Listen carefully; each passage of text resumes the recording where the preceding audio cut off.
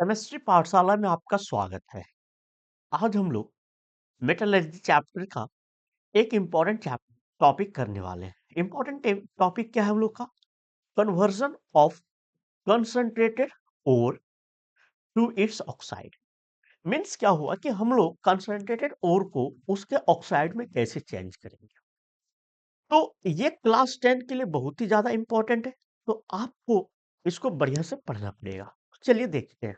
देखिए, हमारे पास बहुत टाइप के ओर होते हैं।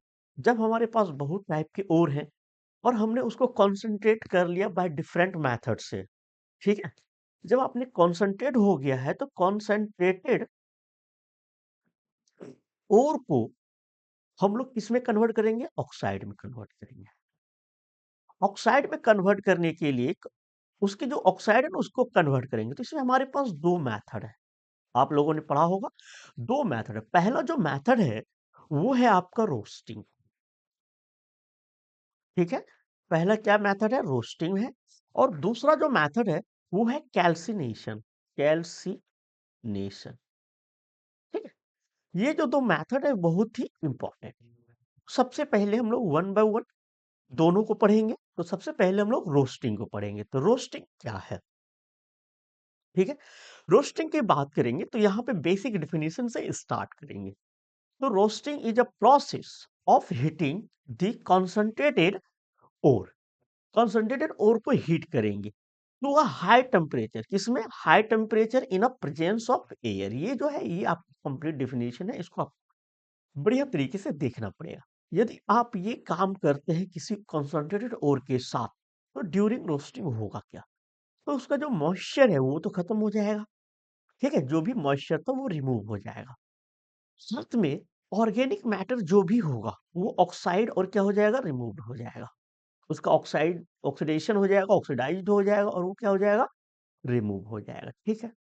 दूसरा है यहाँ पर कि अब इसके अदर देन दिस रहे तो क्या होगा? तो फॉर एग्जांपल यदि इसमें इम्प्यूरिटीज रहे, कैसा impurity? Sulphur, phosphorus and arsenic, तो ये भी क्या हो जाते हैं? ऑक्सीडाइज हो जाते हैं and removed as a volatile impurities. तो किस तरह रिमूव हो जाएंगे? As a volatile impurities. For example यहाँ पे सल्फर है। सल्फर ऑक्सीजन के कांटेक्ट में आएगा, वो रिएक्ट करेगा और क्या बनाएगा? सल्फर डाइऑक्साइड बनाएगा और ये रिमूव हो जाएगा क्योंकि ये वोलाटाइल नेचर का होता है। सिमिलरली हम लोग बात करेंगे तो यहाँ पे फास्फोरस है। फास्फोरस जब ऑक्सीजन के साथ रिएक्ट करेगा तो ये P410 बनाएगा, O10 बनाएगा और ये भी क्या होगा? आपका वोलाटाइल नेचर का। और ये भी क्या है आपका? अर्सेनिक। ये भी आपका वोलाटाइल नेचर का है। ये तीनों बाहर निकल जाएंगे। लेकिन इसके अलावा कुछ और भी तो हो सकते हैं, उसको भी देखते हैं। यहाँ पर जो है सल्फाइड, मेटल सल्फाइड रहा तो क्या होगा? तो मेटल सल्फाइड रहेगा, जैसे zinc sulphide. Zinc sulphide oxygen के साथ ट्रीट करेंगे तो ये बन जाएगा जिंक ऑक्साइड और आपका मिलेगा जिंक, ये सल्फर डाइऑक्साइड। ये तो रिमूव हो जाएगा क्योंकि वोलाटाइल नेचर का है, लेकिन ये आपका रह जाएगा। सिमिलरली हम लोग यहाँ पे देखें तो यहाँ पे लेड सल्फाइड है। लेड सल्फाइड ऑक्सीजन के साथ रिएक्ट करके लेड ऑक्साइड बनाता है और यहाँ पे सल्फर डाइऑक्साइड ये भी आपका स्केप कर जाएगा। दूसरा है iron sulphide. Iron sulphide oxygen के साथ रिएक्ट करके यहाँ पे फेरस ऑक्साइड बनाएगा और यहाँ पे सल्फर डाइऑक्साइड ये भी क्या हो जाएगा? आपका स्केप कर जाएगा। अब लास्ट पॉइंट क्या है? लास्ट पॉइंट क्या है कि roasting makes the ore porous and so ore gets हिटली यूनिफॉर्मली। तो जब क्या होता है कि ये पोरस हो जाते हैं। क्यों? क्योंकि उसके अंदर कुछ जो इम्प्यूरिटीज होती है वो तो गायब हो जाती है, जिसके कारण ये क्या हो जाता है? पूरा पोरस हो जाता है। और जैसे पोरस हो जाता है तो ये पूरा यूनिफॉर्मली हीट होता है। ठीक है। अब यहां से ये है हम लोग का क्या? ये है आपका रोस्टिंग। तो रोस्टिंग में कोई प्रॉब्लम है तो आप मुझे बोल सकते हैं। रोस्टिंग यहाँ है। अब हमारा जो दूसरा मेथड है वो है कैल्सिनेशन। कैल्सिनेशन में जरा सा हम लोग डिफरेंस रखेंगे क्या? तो डिफरेंट कैल्सिनेशन का जो फर्स्ट डिफिनेशन है वो यहाँ पे, if an ore is a carbonate और हाइड्रेटेड ऑक्साइड, दो चीजें होनी चाहिए। यदि हम लोग कैल्सिनेशन करने के लिए हमारे पास को और किस टाइप का होना चाहिए? या तो कार्बोनेट और होना चाहिए या हाइड्रेटेड ऑक्साइड और होना चाहिए।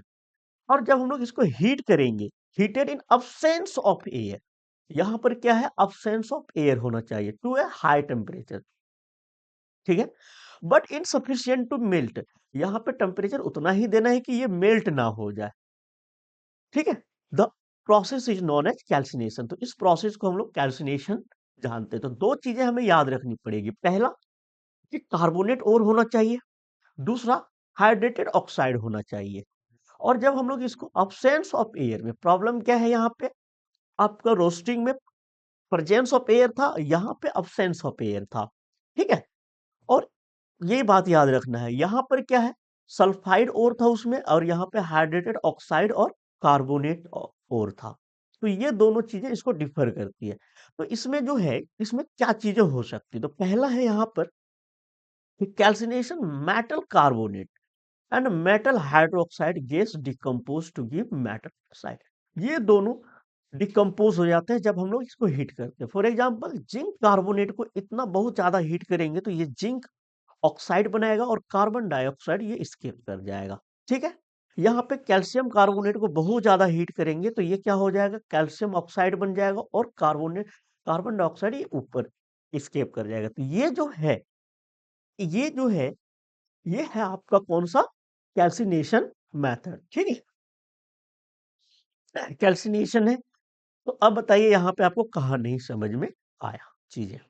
यदि ये चीजें समझ में आई और कोई भी इशू है, आपको अभी भी समझ में नहीं आया पूरा, तो कमेंट करके हमें जरूर बताएं, ठीक है। Thank you.